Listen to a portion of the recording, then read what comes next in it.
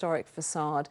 The former residents are completely and utterly priced out. They're probably offered something which is very far away from where they built their lives and their families. And then the developers are coming in, redoing all of these places and selling them on at huge profit as luxury. Well, that's market economy, isn't it? It's market economy. That's exactly what the developers are saying. But actually what's happening is that when you have a new development, the developers have to promise to give a certain amount for social housing. And unfortunately, the research has shown that time and time again, the amount that they allocate for social housing sort of magically doesn't seem to happen. So it creates incredible instability. And it also... But can't they be held account to that if that's the agreement on which they get the contract in the first place? I don't know. They don't deliver. I think that technically and legally you can be held accountable, but at the end of the day, you're talking about local councils and local citizens going up against usually huge conglomerates. There's so much inequality that... But is it reasonable to always insist that when you build very expensive estates or whatever they may be, that you have to have social housing right next door? Because that... I think if you're displacing people, I think there's a duty of care there, and particularly if you're changing the nature of a neighbourhood. And I think that's what campaigners are saying, is that when you have these enclaves which are really for the global super rich, a lot of these are not even inhabited for much of the year, that you're changing the quality of a neighbourhood, that you walk through it, there's nothing there, there's no schools, there's no kids, there's nothing. I mean, I used to live in one of these really rich areas, which at the time was a mix of rental property, super rich and really, really quite under-resourced. And on the street that I was on, all you'd see would be chauffeur-driven cars with the chauffeurs standing outside. You'd never even see the owners. Yeah. And that was it. It was really strange and very unpleasant. There you go. Bizarre. I was obviously not one. I was not one of the rich residents. I was going to say. Were you there in a Bentley? No, I lasted 4 months paying rent, like thousands of pounds on an apartment that was pretty much the size of this table. Right. Andrew, let's quick look at Boris. Yes, Boris. In the Sun on Sunday.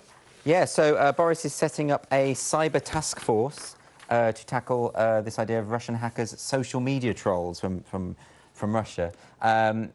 I'm very sceptical about this. There's been all sorts of stories about how Russia swayed the election of Trump and Russia swayed the Brexit vote. I think Ben Bradshaw said that Russia might be behind the Brexit vote. No, what it was people maybe had principles that are different from Ben Bradshaw and voted differently than he would have liked them to. So I think we have to give people credit. We're not just these drones that see a few tweets and then suddenly automatically vote the way that we're told. It doesn't really work that way. People think about it and make a decision, don't they? So I'm not sure how useful this is. I wonder whether this is just posturing off the back of what happened in Salisbury, to be honest. Yeah, I think you may well be right. A bit of politicking going on. Badisha, water fountains in every high street, according to the Sunday Telegraph. You know, this is undoubtedly politically a good thing, even though it makes me cringe, and I wanted to be honest about that. So as part of the fight to tackle the way there are sort of microplastics in everything, and the more I read into this, the more I realise that we're absorbing all of these sort of strange materials. It's because of single-use plastics which are infiltrating sort of the water in our endocrine system. One of the solutions is to be having water fountains everywhere. So you have a little water bottle, a glass water bottle, or a hiking thing which is sort of made of plastic. Local councils want water fountains to be as common as phone boxes used to be, so you don't have to... You see, my question with it, and I think that we should be getting rid of these single-use plastics, but do we really need to be all constantly drinking water?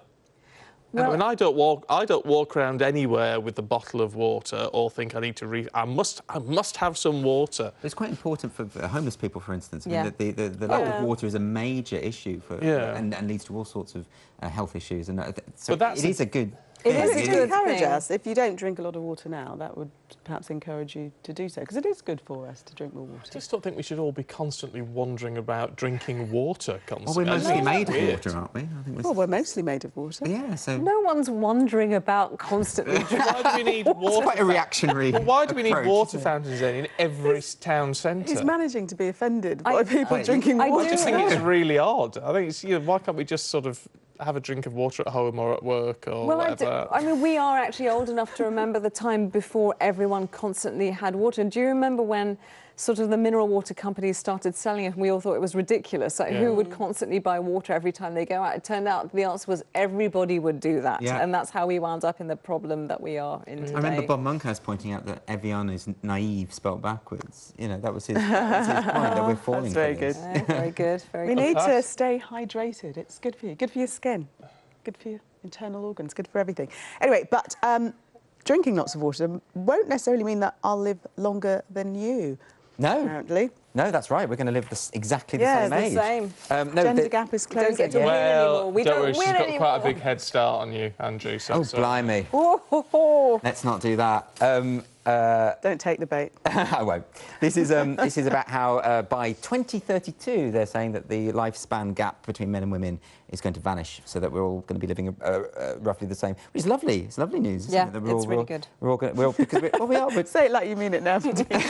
I want them all to die. No, we're all, I don't. you know, we're all a bit more health conscious, and everyone. why is it that men tend to die younger anyway? I don't know. Because according to the studies, it's that they have a tendency to drink more and smoke more and not look after themselves, and more crucially, not go to the doctor when there is an issue, something to do with bravado or machismo or something like that, I should imagine.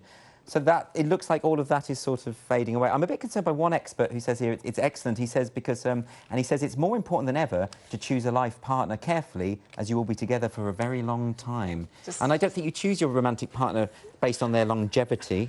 No, well, I hope not, because otherwise romance is dead, right? Yeah. It also sounds like a threat, really, doesn't Yeah. it? You know, It does. choose well, You're you'll going to be stuck with them for a them long time. several decades. Yeah, that's why we invented divorce. I Oh, think, isn't it? Stephen Dixon. It's true. Awful thing He's to been say. outrageous this morning. Too much caffeine, I think. Not enough water. I'm drinking chamomile tea at the minute because you made That was on me. my insistence. Stop the caffeine. Quick look at driverless cars, Badish from the Sunday Times. Yes, so unfortunately this is off the back of the first death related to a driverless car. We've all seen the horrible footage of this car just ploughing into a woman who was crossing the road. Now there's even more bad news, which is that, I mean, predictably researchers have found that people sitting in driverless cars, because they're not driving, they tend to fall asleep, so they're completely losing Well, that was the awareness. point of it. I would have thought that was the point as well, that you don't have Would to you drive and you sleep can, in a you can driverless relax. car? I would. I would not. be gripping anything that I could hold. Well, there wouldn't even be a steering wheel. I'd just be clawing the sides. I don't trust technology. I don't like it. No, exactly. So the solution is that they're now playing video games like Tetris to keep people awake inside these, you know, Well, just drive the car. drive the driverless car. death boxes. Oh well, any views on that, let us know. Don't tweet us whilst you're in a car, obviously. We're going to take a break. Back with more in a moment. This Easter, spring's our thing at Asda. With premium spirits for £15. Save money, live better, Asda. Hey, one pack of razors, please.